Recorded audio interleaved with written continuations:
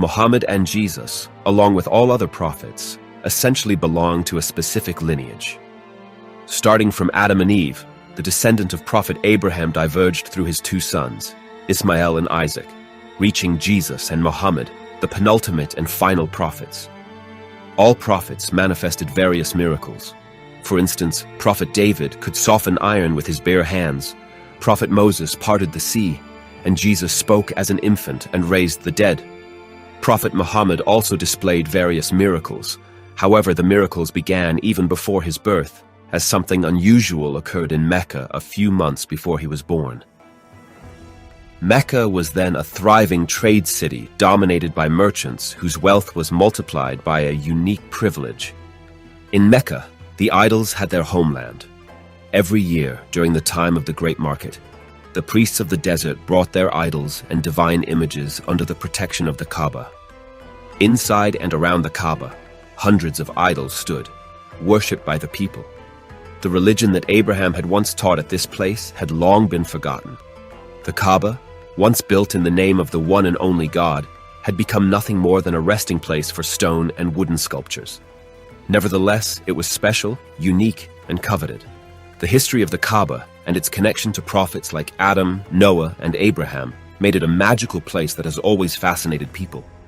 At that time, the viceroy Abraha al-Ashram of the Aksumite Empire ruled in Yemen, and the fame of the Kaaba and Mecca was a thorn in his side.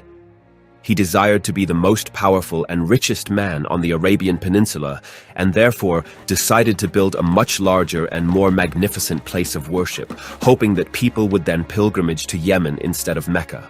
However, this plan was not successful. People continued their pilgrimages to Mecca. The sanctity of this holy place, made from simple and natural stones, was too beloved for them to be swayed by a golden temple elsewhere. Abraha al-Ashram was displeased with this failure. He resolved to conquer Mecca and destroy the Kaaba, forcing people to seek a new sacred place. He assembled a strong army and acquired elephants from India for his soldiers to ride on. An army with elephants was considered invincible at that time. This news caused great unrest among the people of Mecca. A battle against the overpowering Yemeni army seemed futile. The people of Mecca decided to abandon the Kaaba to its fate and fled to the surrounding mountains and hills. The mighty army of elephants, 60,000 strong, marched relentlessly towards Mecca. However, suddenly, something inexplicable, something extraordinary happened.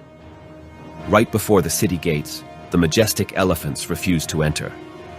Desperately, attempts were made to force them towards the Kaaba with ropes and blows, but their stubbornness threw the army into disarray and brought chaos upon the warriors.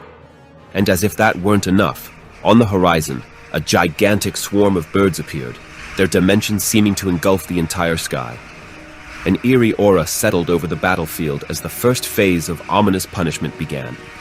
The elephants and horses panicked, their thundering hooves leaving devastating traces on the ground as they trampled the soldiers in their flight. It was a scene of chaos rarely found in history. But that was not the end of the horror. The second phase of the cruel punishment revealed itself as the birds flew over the army. Each bird carried stones in its beak and claws. Like messengers of doom, they flew over the army, raining deadly stones on the unsuspecting warriors. In this apocalyptic moment, the warriors were fatally wounded, and their cries filled the air. The invincible army of elephants, consisting of 60,000 warriors, was defeated without human resistance, and the Kaaba and Mecca were saved. A short while later, still in the same year, a very special boy was born, in a special night, in the special city. Muhammad came into the world. The night of his birth was accompanied by supernatural events that are historically documented. It is reported that Amina, the mother of the Prophet, experienced a painless birth full of ease and joy, a birth seemingly carried by divine grace. But that's not all. When Muhammad came into the world, the idols in the Kaaba felt an inexplicable power and reverently fell over. In the distant city of Medina, a bright star appeared in the sky, astonishing the Jews and seeming to hold significance. The wonders of this night extended even beyond the boundaries of the known. In Syria, a radiant light illuminated the castles, The fire of Zarathustra that had burned continuously for over 1,000 years extinguished. The courtroom in the palace of the Persian king shook and collapsed, as if the world itself was welcoming the arrival of this special boy.